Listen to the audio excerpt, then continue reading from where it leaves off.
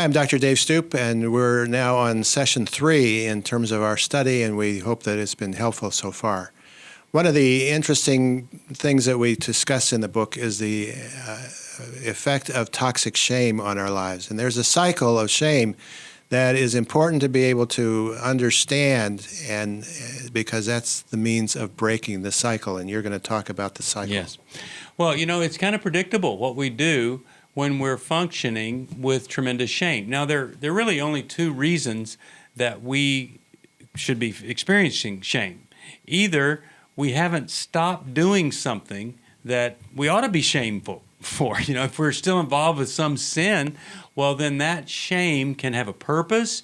It can be turned into godly sorrow, where we're really sad that we're missing the mark for God, and it changes our behavior. So if you're experiencing that kind of shame, well, let's get on with changing. But a lot of times that's not where the shame is. The shame comes from somebody else. Maybe they have shamed us, or they have involved us in shameful behavior, and we have taken on their shame in that way. So what do? Well, it's a really tough cycle. The first thing that we do is that we feel different, or we feel inadequate. And in those feelings of difference and inadequacy, we hide from people. We cover up. We don't want to be known.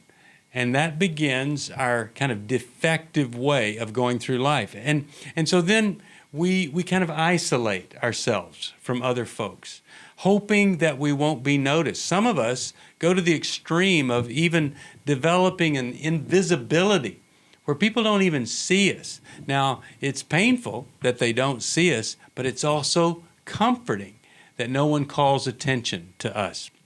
And then if we're isolated and detached and hiding, well, we're going to miss a lot of opportunities where we could learn and live and grow. And so that kind of fosters more of our inadequacy and our feelings of being defective. So we end up in adulthood lacking some skills that we would have had if we hadn't been hiding out, detaching, and isolating. And so without those skills, we're kind of clumsy in our lives, and we experience rejection. How many times have I heard from this person or that about something I did, and I wasn't even aware of it? I just didn't have that skill until later in life. So all of our experiences set us up to be rejected, and every time we feel rejected, guess what? We're right back there feeling different and inadequate and even more shame. And so then we're right back in the cycle, continuing to hide from other people. But it doesn't have to be that way.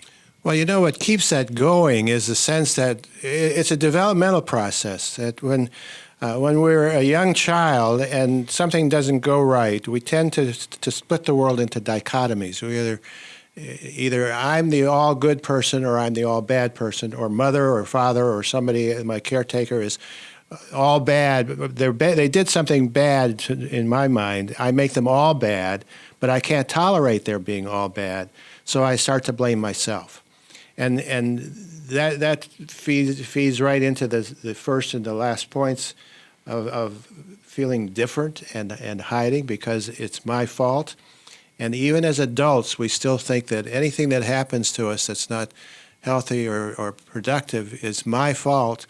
And I have this shame, this toxic shame over something that doesn't even exist because that cycle hooks you in and holds you, because developmentally you never broke free from that to realize, no, they were both good and bad, and I'm good and bad, and I have bad parts, but I have good parts.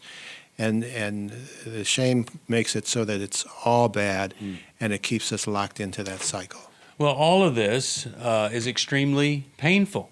And in that pain, we do all sorts of strange things. First, we deny that there's a problem, or we minimize that it's really that bad. Sometimes we comply with the very person that's causing the pain. And some people call that a trauma bond. We get traumatized, and then we adhere to the very person that's providing the pain for us. And we are truly trapped if no one comes along to point it out and show us the way out. We deceive ourselves, we placate, we become peace keepers rather than peace makers. We just try to get through life. And when you're trying to get through life, you don't really get much of life at all. And you wonder, what is this abundant life that other people are experiencing? And so in our desperation, sometimes we end up in a place called learned helplessness. You know, we are not helpless and we are not hopeless. And if that's where you find yourself in one area of your life or every area, we've got the path and the process to help you get out.